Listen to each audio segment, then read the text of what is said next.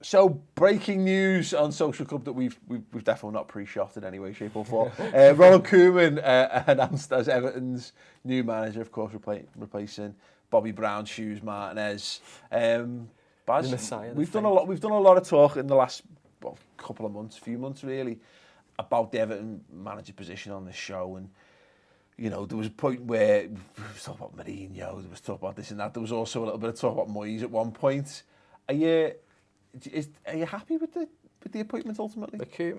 Yeah, he wasn't. I'm not going to sit here and say he's my first choice because he wasn't. I think I wanted Dick Emery. I think he would have been either been me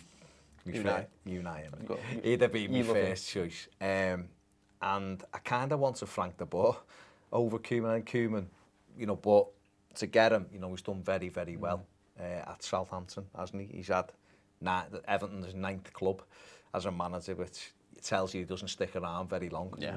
But, you know, I think the big thing for me is that with the people who we spoke to, you know, Pellegrini was free, De Boer was free, Emery, I was saying to James before, Emery was 2 million. You know, Farhad Moshiri wanted Ronald Koeman from day one and has been steadfast in it. I think Everton spoke to George Mendes about Mourinho, and the hand was in there because if, you know, United, I think, was still unsure going into those last couple of weeks. So that probably muddied it a little bit.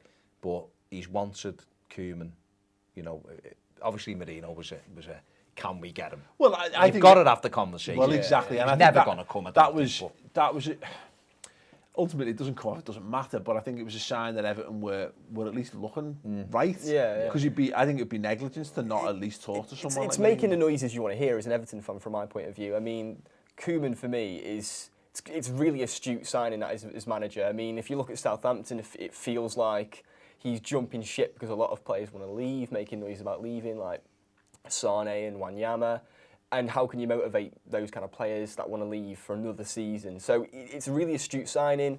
You've got a great manager. It sounds like you've got money in the bank to splash, to build a new team. And at the end of the day, it's going to be Everton back to where they deserve to be in the Premier League for me.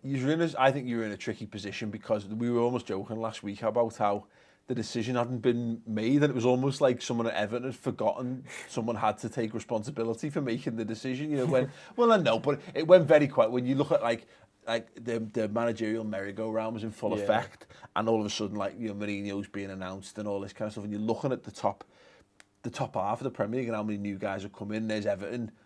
Didn't look like a decision had been made yet. They had to get this appointment spot on because, and there will have been some fear-mongering going on. I've seen it on Twitter when there's kids talking to Moyes in the airport and saying, "Are you coming back?" And he's like, "Oh, I'd like to come back," and all this kind of stuff. Look, as a fan base, it's not hard. It's not hard to get yous on you know, get the dark thunderclouds hanging over. I think the big thing that everyone kind of forgot, and a lot of people are forgetting, you know, certainly certain journalists in the press. Well, I wouldn't call them journalists, but people who are paid somehow to have jobs in the press. Is that Everton? It's a very different Everton than 12 months ago. I think when people are saying, "Oh, why is he leaving Southampton for Everton?" I think if Bill Kenwright was still in charge in terms of owning it, I think that would have been a fair comment. Southampton look very stable. Have been excellent the last 2 seasons. Played some great stuff. Everton struggled under Martinez, but I think if you actually look at Everton closely and you look at the players they've got, Everton are a very good side. Yeah. They didn't play very well. I look at Chelsea and I see a team that, with a couple of additions, will be back in the top 4, fighting certainly, finished 1 win above Everton. I look at Everton and I go, they were dreadful, but they were dreadful for a reason. You know, and they voted with defeat in terms of the manager. They wanted them gone, you know, best part of the season. And people are just looking at that and going, well, that's Everton, you know, the mid-table. Everton have got money for the first time. For me, they've still got some excellent players. They need to replace a few, there's no question. But the thing with Moshiri is, I think what's brilliant, what's been really good for us about him is there's been nothing coming out the club at all. He's just done this, done the business.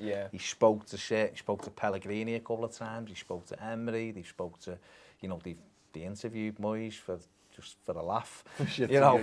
Well, there you go. And he's never waned from what he wanted, you know. And no matter how much noise we've made as a fan base, you know, hurry up and get on with it. He knows what he wants. And when you've got a club, it's very unusual for us to have this direction because for so long we have been like the kid, you know, looking through the window, the disco, never being invited or something, you know, with transfers and with things like that, because we haven't had anything to spend. We've had nothing really to look forward to. Other clubs do their business. It's changing. It's changed. The ground things are changing. They're speaking to Monchi allegedly later in the week. He knows what he wants, and again, going back to the big thing for me is it's going to cost them about £4 million to have got Koeman and the staff he wants. Pellegrini was free, De Boer was free, Emery was 2 million, Moyes was free, and they've gone, no, because we want him for that price, we want him for that price, and everything else will take place. Listen, I've saying to James off air before, I can pick holes in every manager who was available. I can look and go, you know, I want Emery, but he didn't win an away game with Seville last season, so you know, there's that.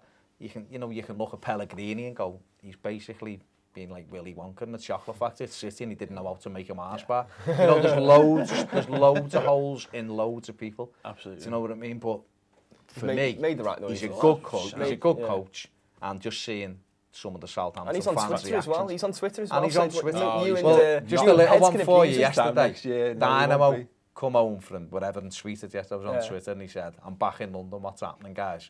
So I said, "Well, Everton have sacked Martinez and appointing Ronald Koeman." So he messaged me back, nice one for the update. So I thought that was quite cool. There you go. Nice. Not as on the ball as he likes us to think. Well, I thought he would have known. Really, you know, He's I obviously thought not he might have been able to tell me. He's on holiday, I think. Yeah, absolutely.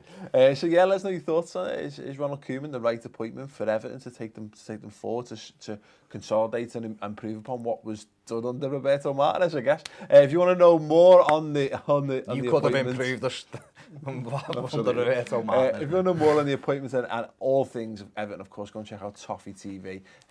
You know, you've got Ped there ranting about stuff. You've got match reviews, and you've got just fantastic legs. Not unlike Red Men TV as well. Anyway, thanks for watching. Ta-ra.